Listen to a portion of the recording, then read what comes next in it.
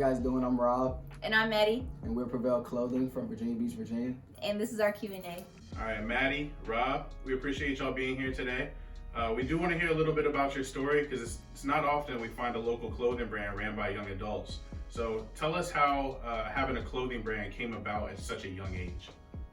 Well, it was crazy because it was a cold, rainy day at ODU. I was on campus and I got a text from Maddie and she was like, I was like, yo, we should start a clothing brand because at this point in our lives, we were really spending a lot of money into our clothes. And I thought that would be better if we just made our own clothes. I was really creative. I was into fashion marketing and he has a good sense of talking to people. So I think that we could have had something great. And that's how our clothing brand came about.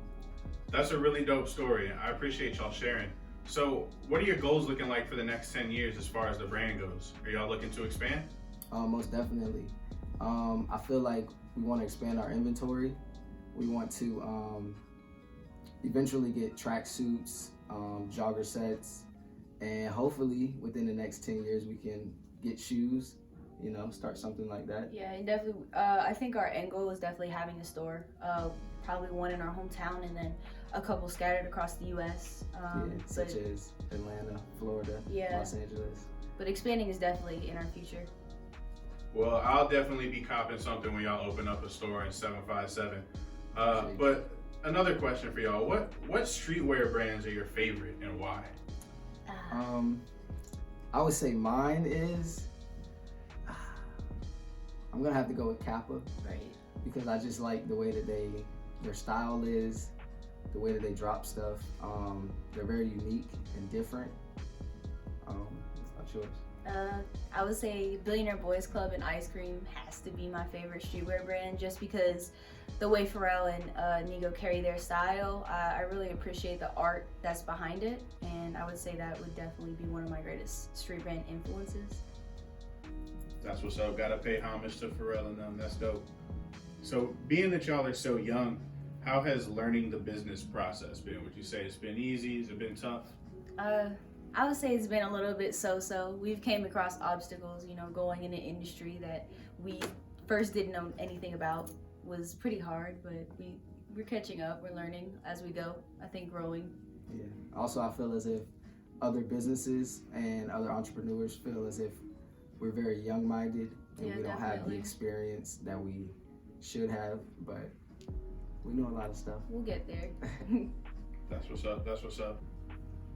All right, so let's hear about the good times. Tell us about some of your favorite experiences of 2019. All right, I would say my absolute favorite would definitely be when we went to New York. We took a trip to New York and we had a photo shoot at NYU. Shout out Because Ryan, she was a great photographer. We enjoyed seeing the influences that art and fashion had on New York City, the culture, that the people that live there, Soho was great, Times Square, stuff like that.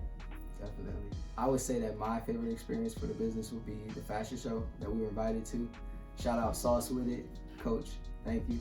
It was a great experience. It was just exciting to see people that were very excited to wear our clothing brand and to model it, and it wasn't even theirs, it was ours. It just meant so much, and it was awesome. Yeah, new experience. So I'm curious to know if fashion is considered an art to you. If so, please explain why. I would say most definitely. I would say that fashion is materialistic, but it's art in a way. There's so much that goes behind fashion, like making it, creating it. It doesn't just happen overnight. You have to design it. It comes from a pencil, honestly, or a computer screen, and then it turns into some crazy big piece of art, which I think is magnificent. Yeah, I also feel like it's a passion. You have to love it, you have to want it, you have to go get it. You just like art, yeah. You gotta want it every day. Come up with new ideas every day, new concepts. It's at 24/7. All right, so in the fashion industry, how does merging luxury or high-end apparel and streetwear feel to you? Is it something that can be mixed? Is it necessary? Is it inappropriate? Yeah, I believe definitely. It is necessary because we definitely need fashion unity. fashion is definitely a way to express yourself, and I don't think there should be any limit. I don't think just because it's luxury, it should stay away from streetwear, and just because it's streetwear, it should be with luxury. I think it's definitely appropriate, and it's definitely necessary to create that equality in fashion. That's a really good point, and I think a lot of the big names in the industry would agree with you there. Last question. What advice would you give a young entrepreneur wanting to start their own business? I would tell them to stay hungry. Definitely. Never give up, and I would say be consistent. That's Consistency. number one. Consistency. Don't give up. What deciphers between you making it and you not making it is being consistent and persistent. Just because you have obstacles thrown at you doesn't mean you should stop at all. Definitely. Word from the Prevail family. Defy the odds. I appreciate y'all's time today, and best of luck on your future endeavors. Thank you. We appreciate you too. Y'all are successful locally. I know it's going to be successful in the future, so thank you. Thank you. Who were your major influences? I heard you mention influences when you were in Who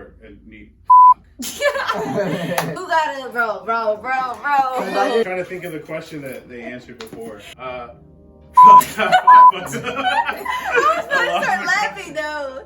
Just don't look at me because I'm gonna laugh. All right. I'm sorry. You good.